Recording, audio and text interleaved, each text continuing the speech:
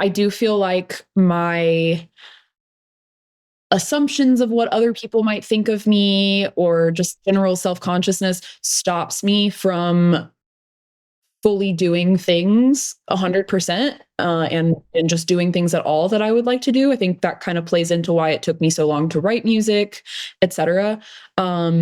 So just something that I would like to be better at is being more self-assured, more self-confident, and a little braver with putting myself out there, just in all areas of life, I think. I mentioned like I'm a little bit shy, a little bit socially anxious, and I think that kind of bleeds through to many areas of my life, not just music and performing.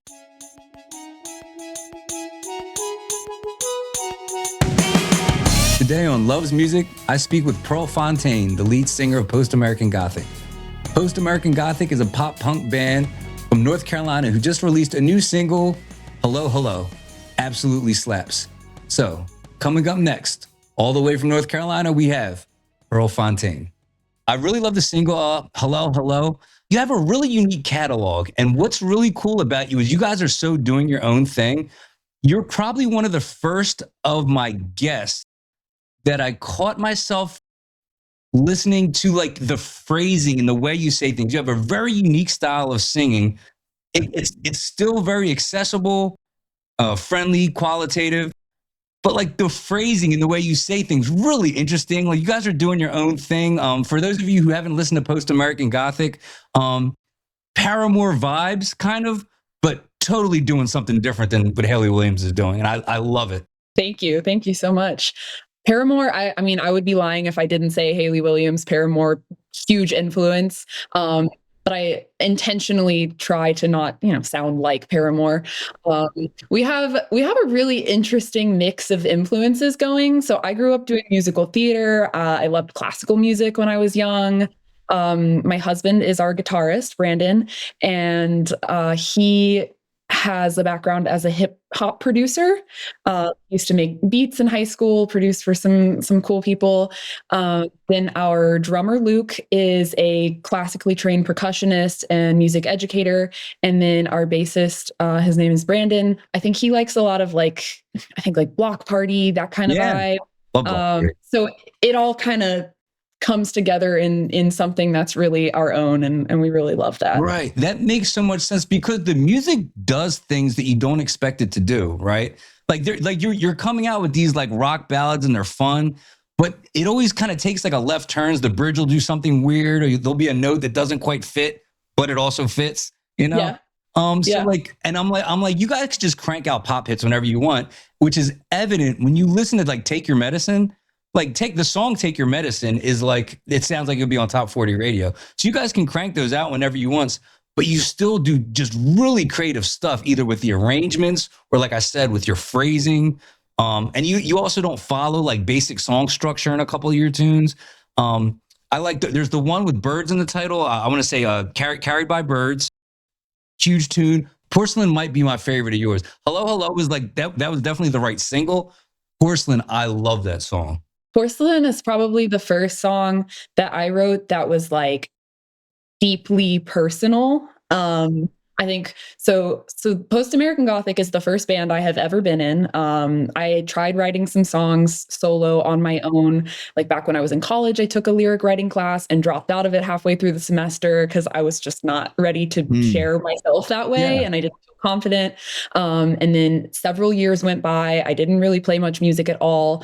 And long story short, COVID brought me back to my hometown. I had been living in Brooklyn before that. That was kind of my ultimate goal, was to get to New York. I got there, everything fell apart. It was pay rent or eat. Yeah. So I decided to come one or the other, not both, one or the other. Right? Exactly. Uh-huh. I am in lockdown in this small rural North Carolina town. We're kind of 45 minutes to an hour from anywhere big. And I decided I wanted to start a band, and I just kept telling anybody who would listen, just like say it until it's so kind of deal. So Brandyn and I got together at a bonfire one night and, social distance, that's all we could do was be outside with other people. And it started from there. And so we immediately started writing songs together. He had like old guitar demos. He had just kind of been like bedroom guitar player until then. And he started sending me some, and one just like stuck. And I don't play instruments well to accompany myself. Like I'm not super confident with that. I play keys a little bit. I play the flute, dabble in guitar, whatever. But I think that was the missing piece for me, was those like the instrumental feeling. And I got that one guitar demo from him, and I was just almost like manic. It was just in my head. It had to get made into a song. Yeah, that's kind of when I really felt like I could write songs. Yeah. But the first several that we did were just kind of, I don't know, just kind of exploring that, learning how to write songs, learning how I wanted to write songs. But then I feel like Porcelain was the first song that I wrote intentionally from start to finish, I think, if that makes sense. Yeah, it does. What was the difference between the fear of wanting to kind of expose yourself and that vulnerability of like sharing songs you wrote?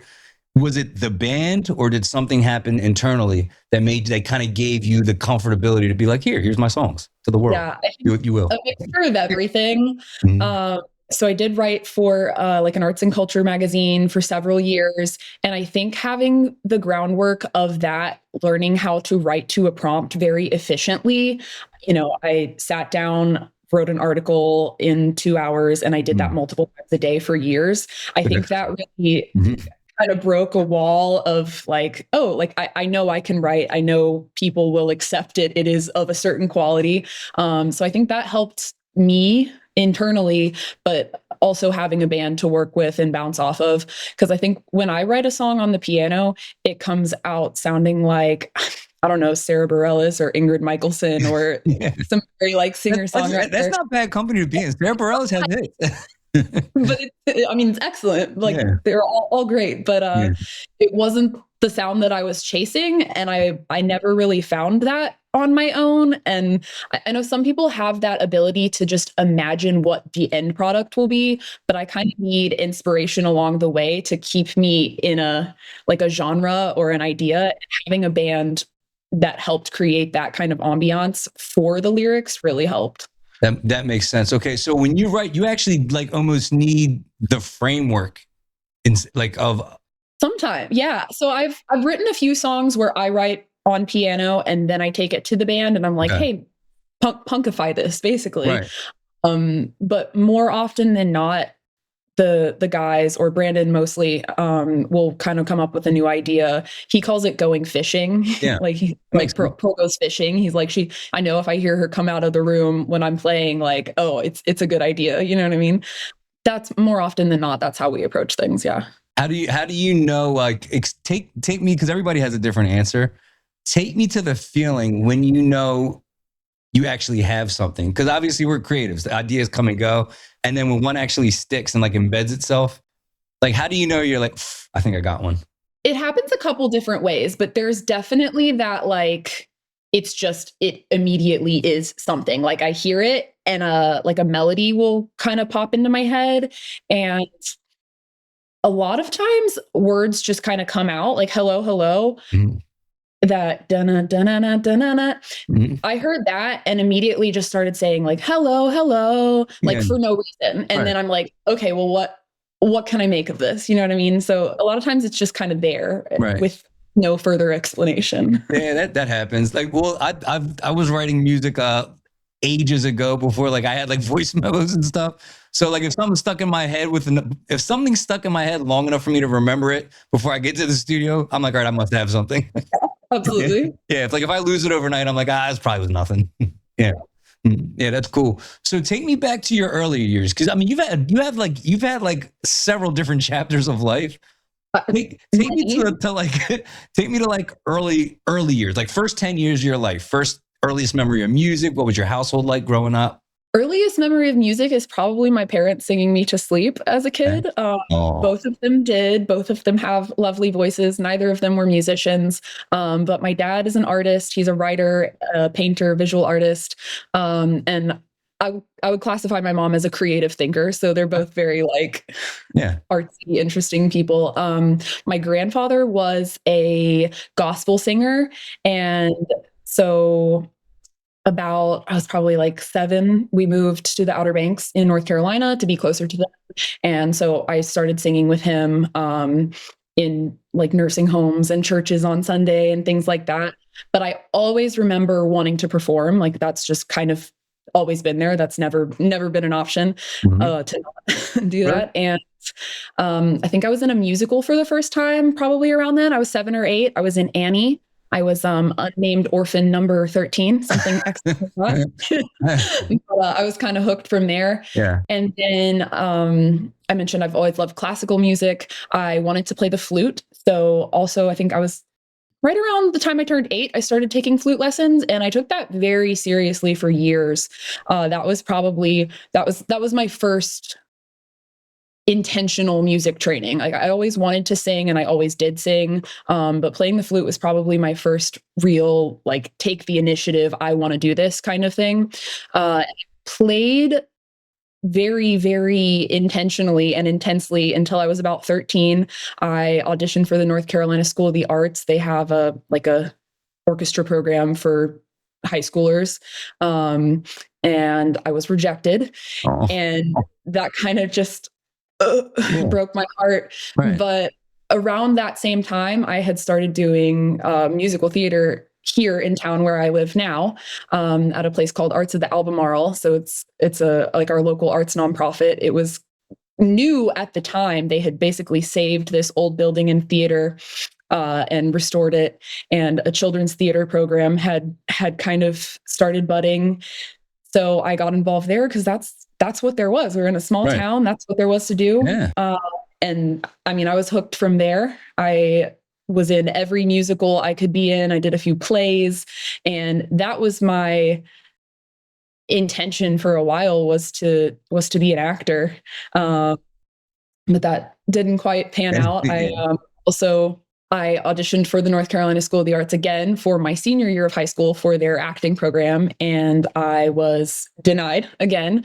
And so that was just another like redirection, I guess is what you would call it. You know what I mean? Like I was heartbroken at the time, but looking back, it makes total sense. Like blessing in disguise type thing.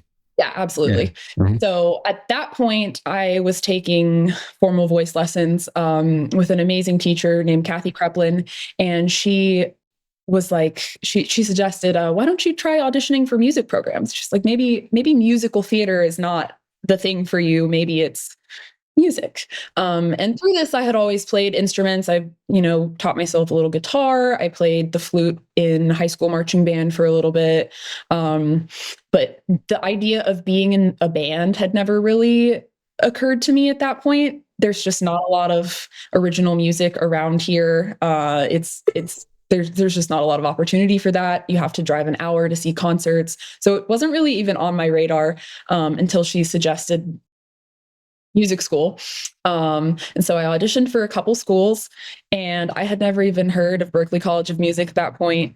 But she suggested that I audition. So I auditioned there. I auditioned for, I think, like a classical music program here in North Carolina. And I auditioned for the New School in New York.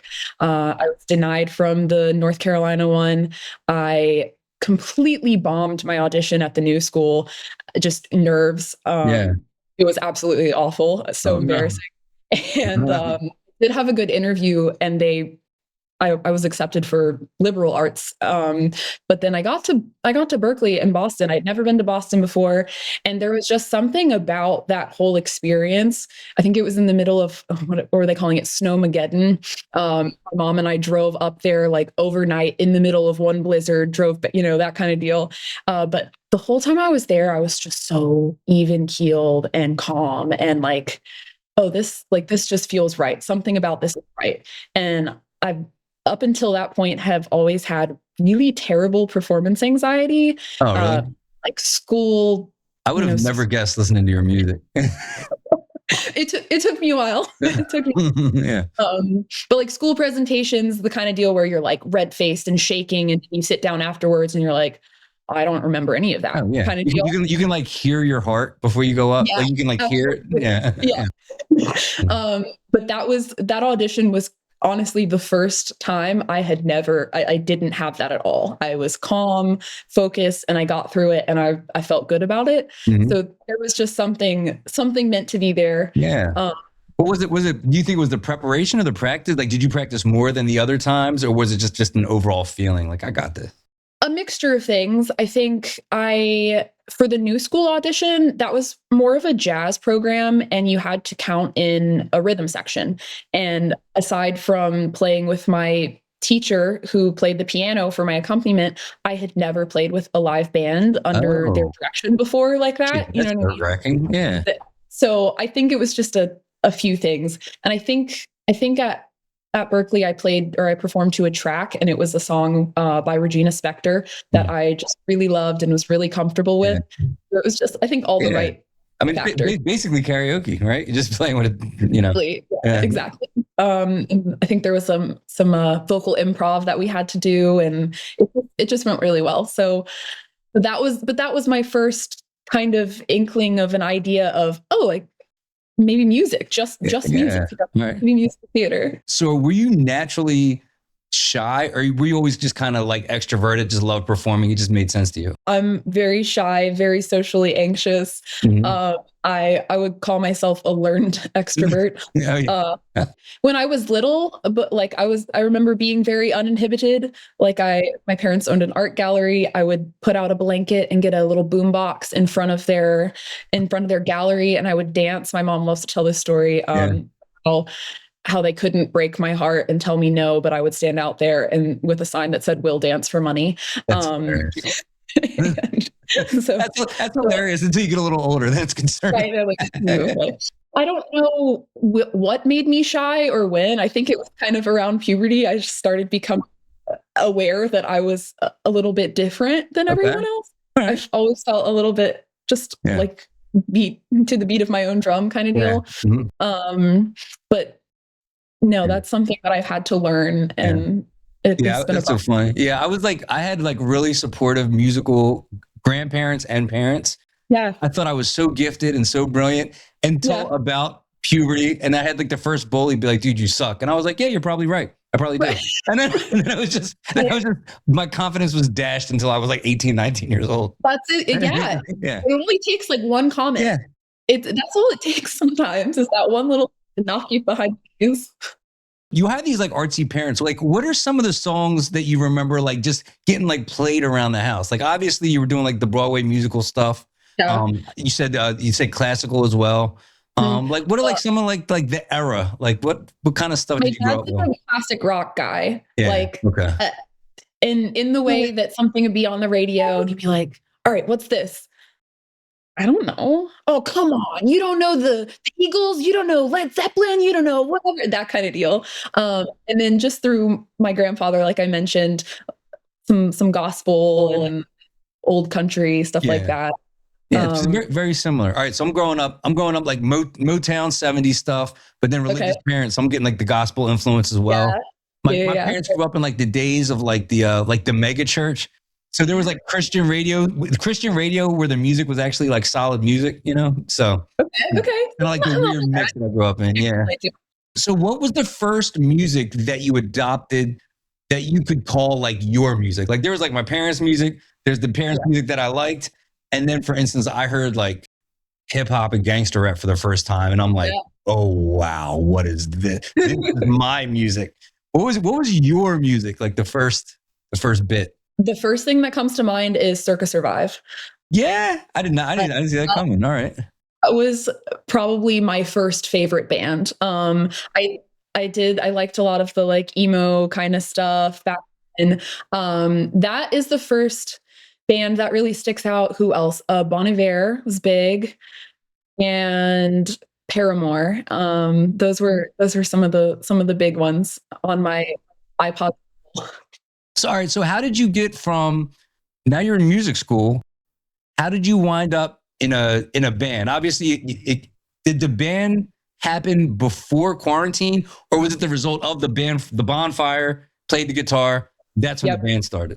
So I went to music school for 1 year. Okay. It was life-changing, Okay. absolutely life-changing. Just the caliber of musicianship, the exposure, just so many Yeah. incredible people. Okay. Um, but it was very expensive. So I went for 1 year and realized that it just wasn't going to happen anymore. You Yeah. can only take out so many loans.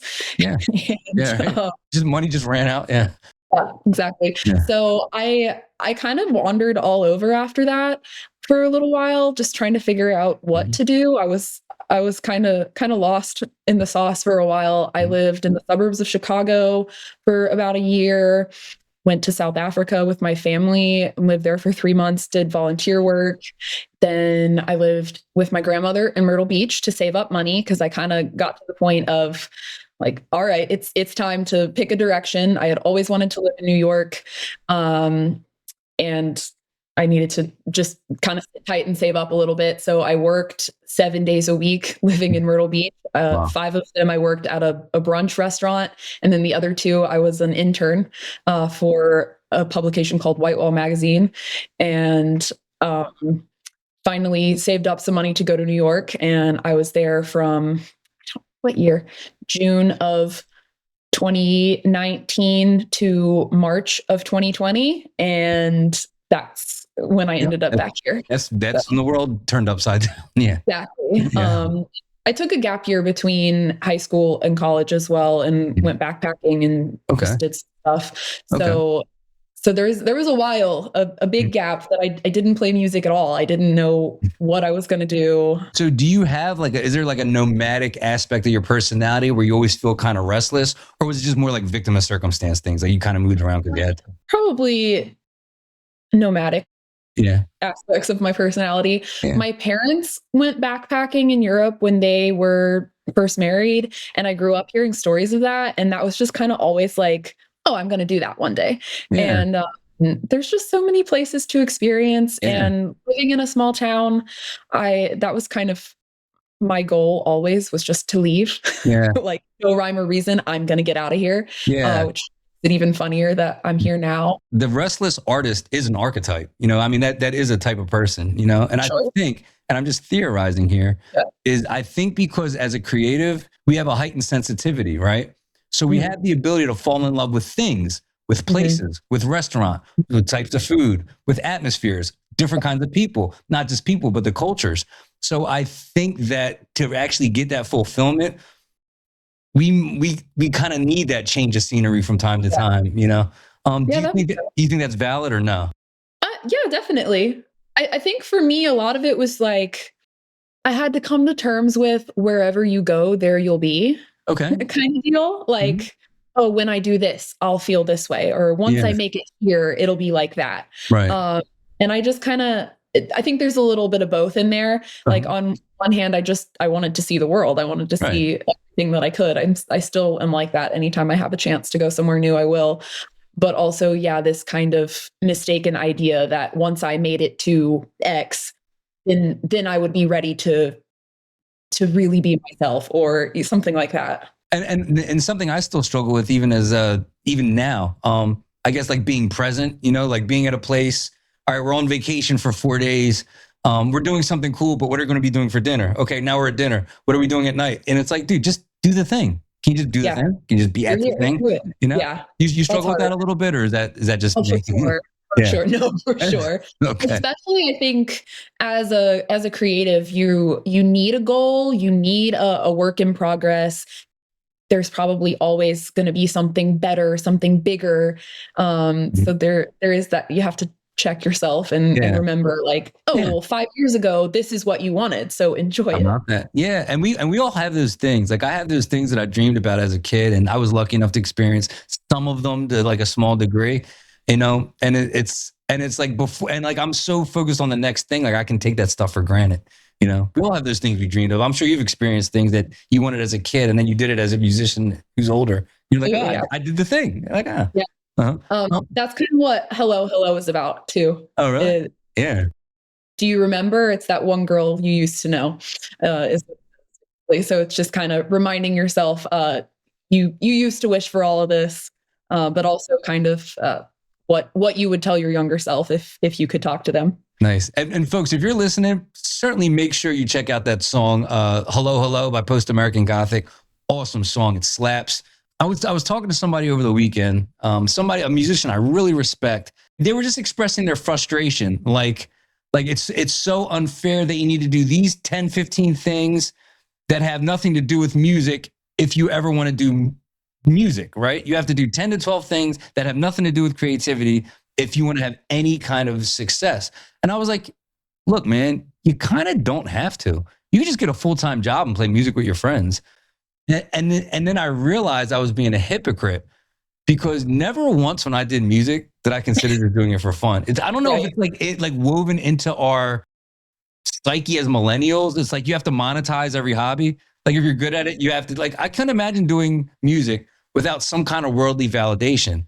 My question for you, can you do that? Right? Let's say you hit the lottery, money wasn't an object. Could you just do music for free? Or better yet, could you ever see yourself just doing music as a hobby and just having a full-time job? Or is it always like feeling like you're chasing it, like you need to validate the quality of your music with some kind of, whether it's plays, concert tickets, compliments, whatever? I think money specifically, if all of my life expenses were paid just by whatever, the lottery, who knows, and I could just play music and get the interactions with people, I would take that. Like, you don't have to pay me for the music. But if I would still play music if it was just me in a room and nobody ever heard it, but it would be different. It would definitely be different. Yeah. My husband is really good about his motives in music. He would play all day, every day for no money and would go home to a shack and eat ramen for the rest of his life. Like he is truly in it for the art. I think it would change. It would change a little bit, but I would definitely always want to make art in some capacity. I think it would be different if I could actually play an instrument. Like I came in with an engineer who was really good. So I would mumble something, then they'd be able to play it. And we had this cool symbiotic relationship. So I actually needed the response to know if my music was any good. I have taste. I know what a good song sounds like. Sure. But I need to see a crowd react to be okay, it worked, you know? I can relate to that. Yeah. You know?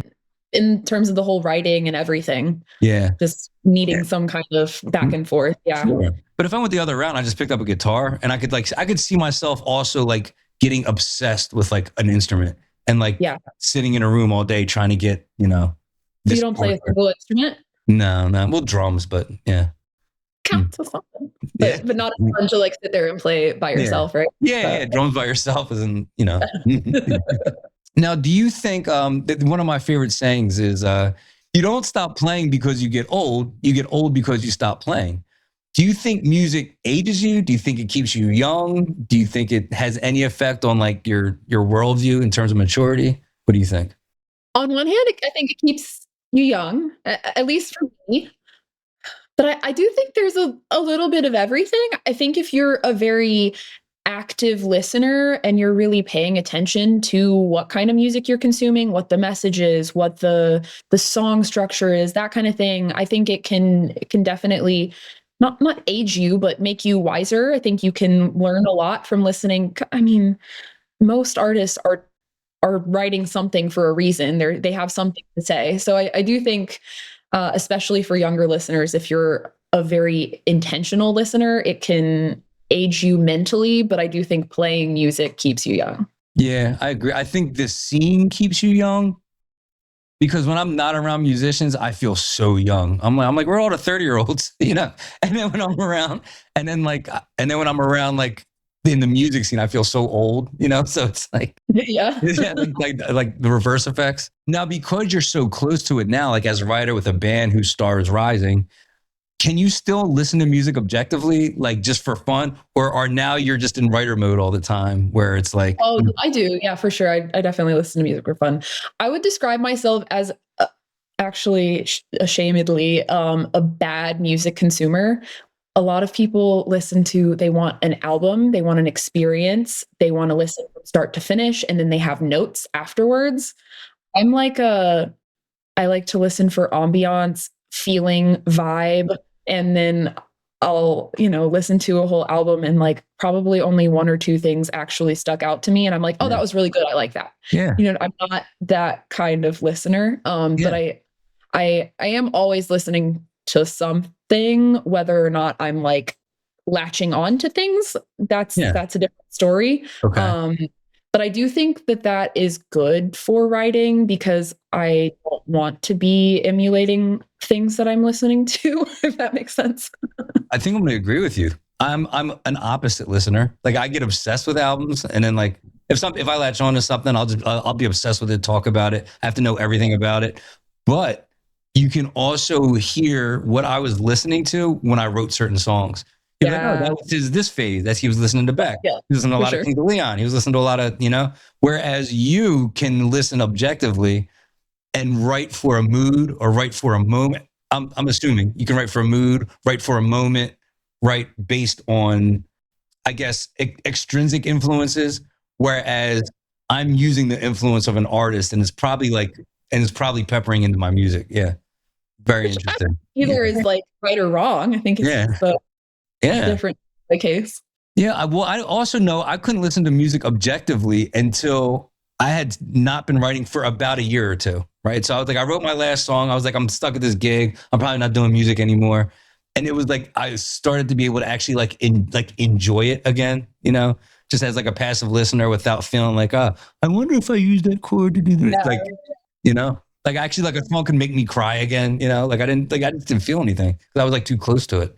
Was there a time before you started writing music where you listened to music like that and then it kind of phased out once you were more intentional? Probably right up until my like mid 20s. Like I was obsessed. I would just be like an obsessed fan. I had my like 12 artists that rotated in and out, or unless I heard something new, tried to go to every show.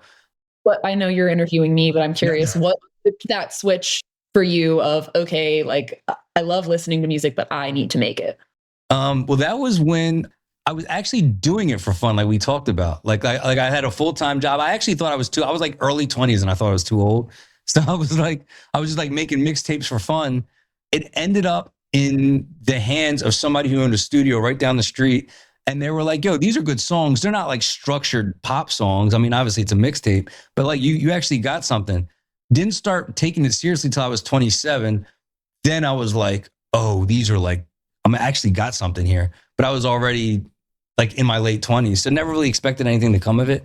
But like just had such a good time writing songs. Probably did an album a year from 28 to like 33. So I got like 5, 6 albums. Yeah. Mm-hmm. With this next project that you have, if we had this conversation a year from now, right? What would you want to have happened in that year interim? With this single picking up steam, you still got a couple other singles in the tuck. Like, yes, what would be a successful year for you? A year from now. Okay, so first of all, I would just like that all of the singles that we have on the back burner have been completed and released. Because when you do stuff after your day job, it takes a lot longer than you might hope. It just always does, just for every various reason. So we last August recorded 6 singles with a friend of ours and producer in Chicago. And we've just kind of slowly been piecing those together. And Hello, Hello was the first. So we did all the main recording there. And then kind of one at a time, we add just like any extra production effects. And I do like harmonies and stuff at home.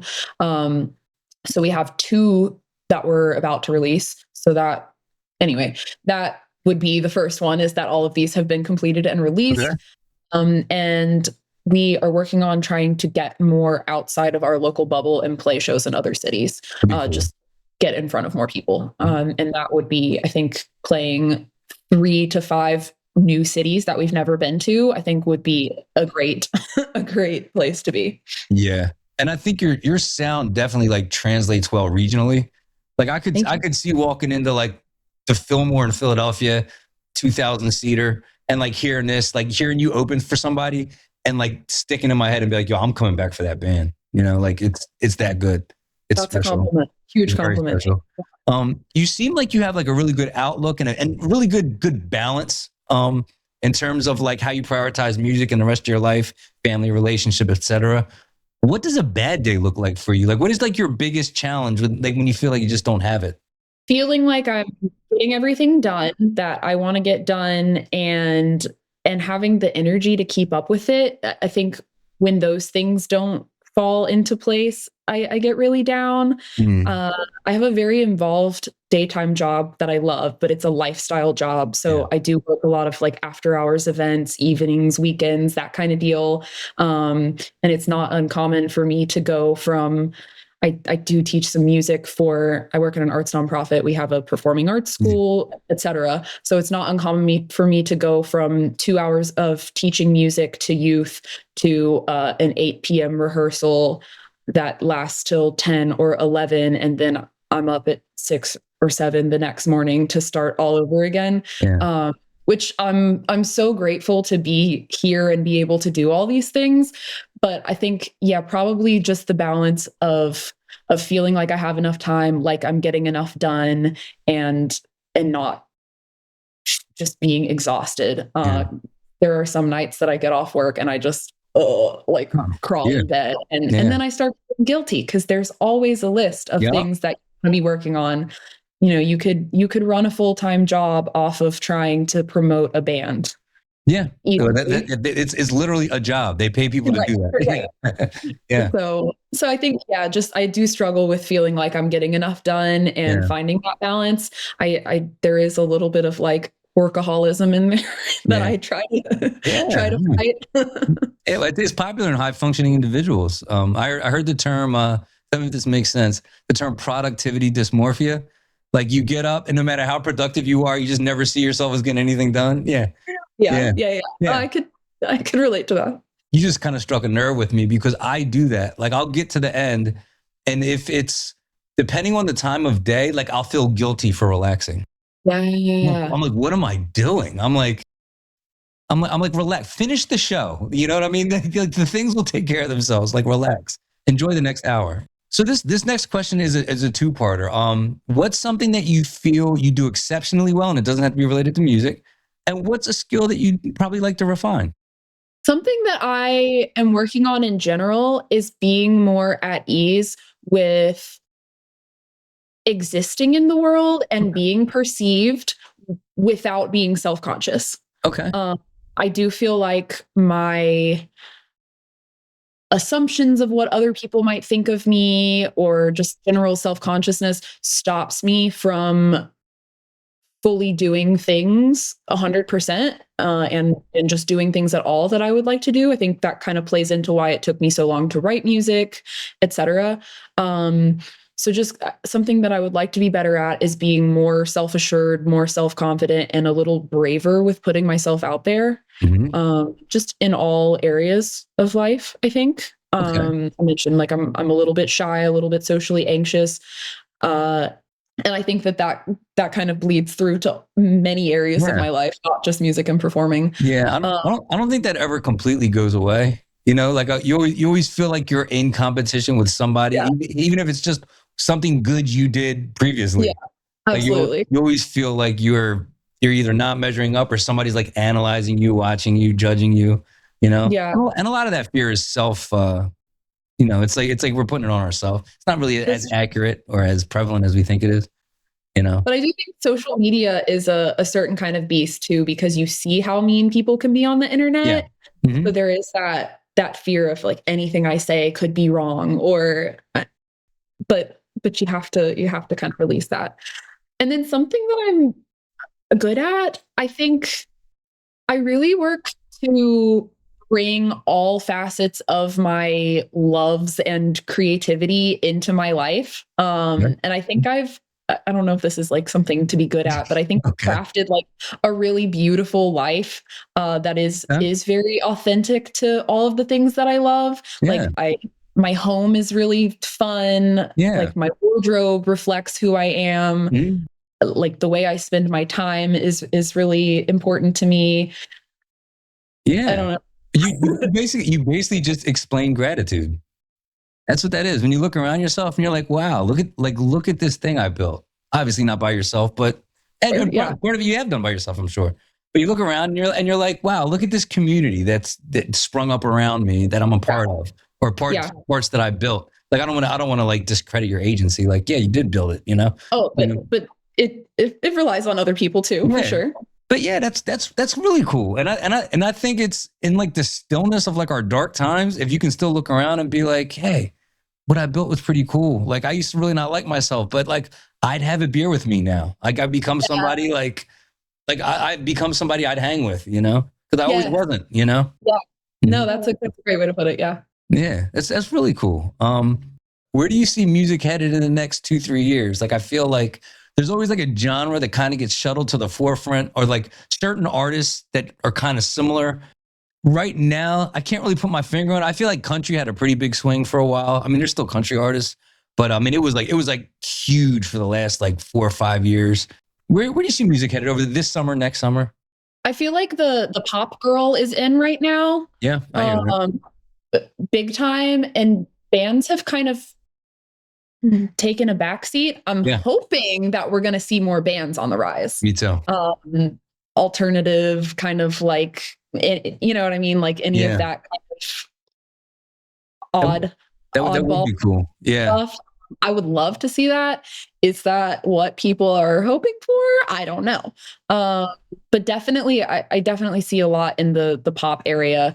And there seems to be kind of like some new wave stuff that's becoming popular, both in bands and solo artists. hmm, What is this girl's name? Azaya, Aziya. I think it's Azaya, but that's like one artist that I'm thinking of that I kind of feel like things are going in that direction. But yeah, I'm really hoping that bands are going to be yeah, coming back. yeah. I would love a huge alt rock resurgence. You know, because I feel like every about 20 years or something, you get one, and you can almost tell when it's gone too. Like, and the way I can tell is just because like festival lineups. Like you can look at a festival lineup in like 2000, say like 11 to 14, and Yeah. it's like every row has like 5 bands you want to see. Right. And then slowly but surely you look at a lineup and you're like, dude, I'd probably see like 2 of the headliners and then just sit at my campsite the rest of the Tour is back. yeah. So hopefully like that's Yeah. going to bring that, you know? Yeah, that is what I'm hoping. Yeah. I'll be like the oldest one of these. I just won't grow out of them. Yeah. Doesn't matter. Yeah. No. Yeah. What, do you have any predictions in that area? I am curious. Good question. I think that there's a hard rock, like if the bands get big, it'll be almost like a hard rock resurgence. Like I feel like Sleep Token blew up Yeah. and roped in a bunch of casual metal fans. So like a bunch of like kids like picked up guitars and started playing heavier stuff. And now you're starting to see like the pop punk stuff. You're starting to see like metal, but you're seeing like black kids and like these girl bands pop up playing this like heavier metal stuff. And I'm like, are we going to get like 2-3 years of just like this like really cool metal sound from all these like small cities? Like that'd be cool. I just saw two bands from Florida. One is Magnolia Park, black lead singer, dude with dreads, almost like an emo gothic like punk sound. Yeah. And then like this other band, Fiersun, Firsun. I think they're from Jacksonville. Black lead singer, dreads, totally unsuspecting, amazing voice, playing like hard rock metal music. And I'm like, is this the new face of metal? That's awesome. Let's go. Yeah. Yeah. Mm-hmm. Like take my money. I'll come to every show, you know? Did you see them in Philly? I saw Magnolia Park in Asbury Park, which is like it's like halfway in between like Atlantic City and New York. So like right in the middle of New Jersey, but still on the coast. For instance, are you familiar with The Warning, the Three Mexican Sisters? I'm not. Yeah. It's like Three Mexican Sisters. They play metal. They're bigger. Like they open for Metallica, Muse. Wait, that sounds really familiar. Yes, Yeah. I've heard of them. Yeah, but they're I'm incredible. Yeah.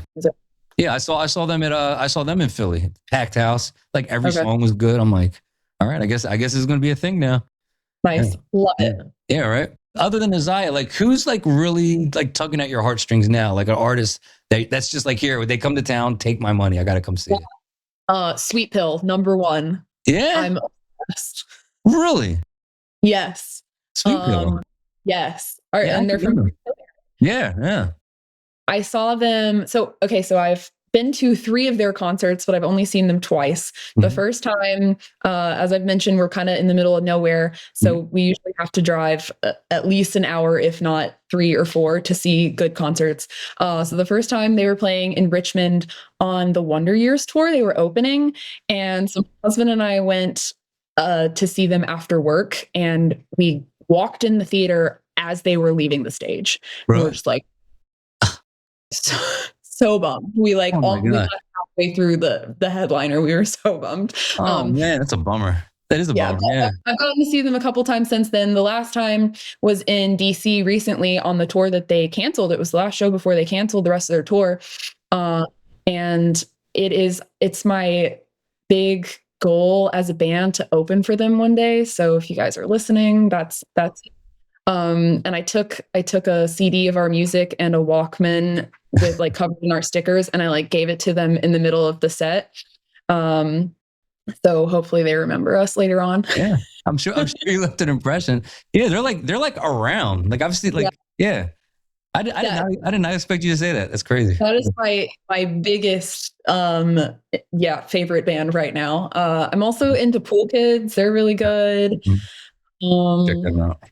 Else there's like I said, I'm not a good album listener. I usually have like a few songs here and there that I like. Dead Poets Society is really good. If you had an elevator ride with your teenage self, so you have the ride of an elevator to give some advice to the younger Pearl, what would you tell her? First I would say, if there's something that you want to do and you don't feel like you're good enough at it, then practice. Like don't just drop it. Don't just, oh, maybe later. Work. Yeah. Work, because you can get better. You will get better. Yeah. I think a lot of the things that I struggled with, it was because I thought I was going to just be really good at it from the get-go, and I didn't realize what that work really looked like. And then also trust your instincts. Like, good advice. Don't second guess yourself so much. I never really felt like I fit into a box, not musical theater, not classical music, not acting, not writing. And that's something that I think held me back and that I struggled with for a while. But realizing that you don't have to just be a musical theater performer. You don't have to just be a visual artist. You can kind of do all of that. And if I had just kind of gone with that earlier on, I think I would have gotten somewhere sooner. Yeah, those would probably be the two big things. I love that. I just heard somebody say this in like a random reel or something. They say as a musician, the skill's not just your superpower isn't just your ability to make music or play it, but your superpower is also your taste, like which is like your instincts. Like it sounds good, it's dope, like it's fly, and listen to yourself. You know? Yeah, I love that. That's so cool. Now with Post American Gothic, do you guys have like merch? Because like if people hear this interview and they want to support you, what's the best way to get a hold of a t-shirt, a sticker? Yes, we do have merch. I don't have a digital store right now just because the maintenance and all that hasn't really been worth it. But most of our stuff I post on our social media. I kind of need to do an updated haul of what we have. But send us a DM anywhere. Instagram, I think we're the most active on Instagram, or Facebook, fine. But just send us a message and we'll ship to you whatever you want. That's probably the most direct way to support us. I think I just need to make it easier on people to find. That's awesome. And do you have any shows coming up that you'd like to promote? Do you guys have any dates on the calendar? Yeah, we have stuff booked through August, I think. We play pretty frequently. A lot of it is local here in Elizabeth City, North Carolina. We're playing this Friday here in town at Ghost Harbor Brewing Company. Let's see, we're playing at Duck in the Outer Banks the 22nd at a place called Tap Shack. That's a really fun spot for tourists and stuff like that. Something that's a little different about where we are versus your typical original music scene is that we don't have a lot of specific venues. A lot of them are breweries or places to hang out that host live music. So we have had to really amp up our discography. We wrote a ton of originals in the first 2 years, a lot of them that we will never record. and we will never release because they're fine, but they're not the meat and potatoes. Been able to work up to playing 3-hour sets that are probably 75 to 85% original music. So we do a lot of that, and that's it's not ideal, but it's better than not playing. So no, it's great. I mean, because you see, it's not just the songs, but it's the energy, the personality. You like what you guys are doing is really special, and it comes across even in just like recordings in the car. You know, like I hear that and I'm like, I have to see this live. You know, Thank you. So whatever you're doing, it's coming across sonically and also like emotionally too. Like I feel it. Like this is fire. Like, you know. All right. Well, that's really all we can hope for. So I'm really glad to hear that. Yeah, really. But I wish you guys the best, man. I hope every one of your dreams comes true. Is there anybody you want to shout out before we say goodbye? The whole band, all of the guys, I wouldn't be able to do any of this without them. Brandyn, my husband, he's the best. He's such a brilliant creative mind. And then Brandyn and Luke, they just really bring so much to this project. I'm really grateful to be working with them. Yeah, well, you guys have a killer band. The rest of you, I want to thank you for joining Pearl and I today on Loves Music. Pearl, thank you so much for sharing your love of music, your art, all the great stories. This is truly one of my favorite interviews. Thank you so much. Thank you so much for having me. Yep. The rest of you, take care of yourself and join us next Thursday. New episodes every Thursday morning at 7 a.m. See ya and share it with somebody who loves music.